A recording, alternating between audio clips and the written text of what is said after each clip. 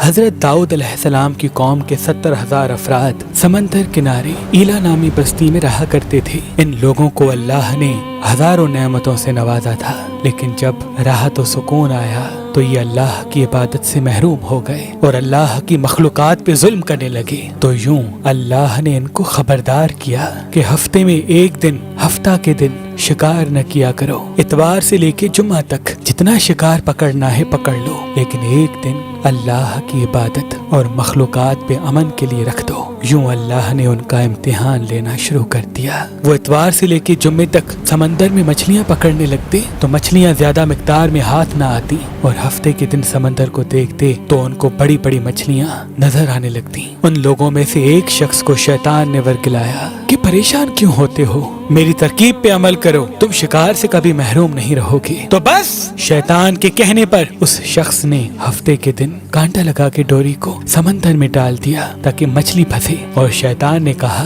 اس مچھلی کو تم اتوار کے دن نکالنا، اور یوں ہفتے کی حرمت بھی باقی رہے گی اور تمہارا شکار بھی ہو جائے گا۔ بس شیطان کی بتائی ہوئی ترکیب پہ ہفتے کے دن مچھلی پھنسی رہی اور وہ اتوار کے دن نکالتا اور خوشی سے کھاتا۔ جب آس پاس کے لوگوں نے پوچھا تو ان کو بھی یہ ترکیب بتانے لگا، اور یوں اس قوم کے کچھ لوگ ہفتے کے دن مچھلی پکڑنے کے لیے جال پھینکتے اور اتوار کے دن نکالتے، اور کچھ نے تو اس سمندر میں سے نالیاں بنا کے چھوٹے چھوٹے تالاب بنا دیے، کھڈے بنا دیے، تاکہ ہفتے کے دن جیسے ہی مچھلیاں یہاں سے گزریں تو ان تالاب میں پھنس جائیں اور ہم اتوار کو ان مچھلیوں کو نکال کے پکا کے کھائیں گے۔ اس گاؤں میں کچھ اللہ کے خاص بندے بھی موجود تھے جو کہنے لگے، اے لوگو، اللہ نے ہفتے کے دن شکار کرنے سے منع کی ہے۔ یہ جو تم جال پھینکتے ہو یا چھوٹے چھوٹے تالاب بناتے ہو، ان میں ہفتے کے دن اگر مچھلی پھنستی ہے تو یہ شکار ہفتے کے دن کا ہوگا۔ اللہ کے عذاب سے ڈرو، اللہ کی نافرمانی نہ کرو۔ وہ لوگ ان لوگوں کا مذاق اڑانے لگے کہ ہماری جو مرضی ہوگی ہم وہ کریں گے۔ اب ان بستی میں 3 گروہ بن گئے۔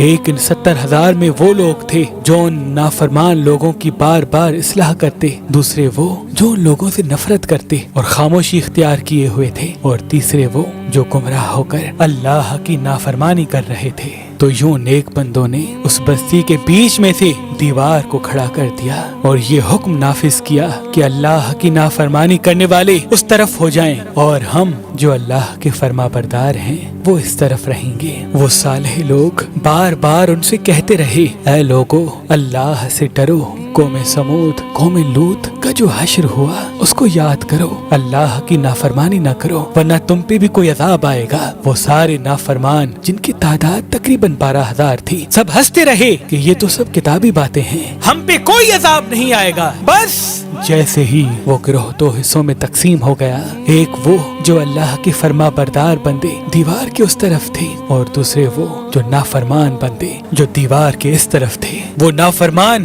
پوری رات ہنستے رہے، مذاق اڑاتے رہے، اور وہ اللہ کے خاص بندے دیوار کے اس طرف اللہ سے معافی مانگنے لگے۔ بس جیسے ہی صبح ہوئی، وہ نیک صالح انسان اٹھے، انہوں نے محسوس کیا کہ دیوار کے اس طرف سے کسی انسان کی آواز نہیں آ رہی۔ جیسے ہی دیوار کی اس طرف چڑھ کے دیکھنے لگے کہ سارے کے سارے وہ لوگ بندر کی شکل میں تبدیل ہو چکے تھے اور بندروں کی حرکت کو انجام دے رہے تھے۔ وہ جو صالح لوگ دیوار سے ان بندروں کو دیکھنے لگے، ان صالح لوگوں میں سے جو ان کے رشتہ دار تھے، انہوں نے ان بندروں کے کپڑوں سے اپنے اپنے رشتہ داروں کو پہچانا اور چیخ کے رونے لگے، اللہ سے معافی مانگنے لگے۔ لیکن اللہ کا عذاب جب آتا ہے تو وہ ہو کے رہتا ہے۔ وہ 12,000 لوگ جو بندر بن چکے تھے کچھ بھی کھا پی نہیں سک رہے تھے، اور یوں 3 دن بعد وہ اس عذاب میں آ کر فنار ہو گئے۔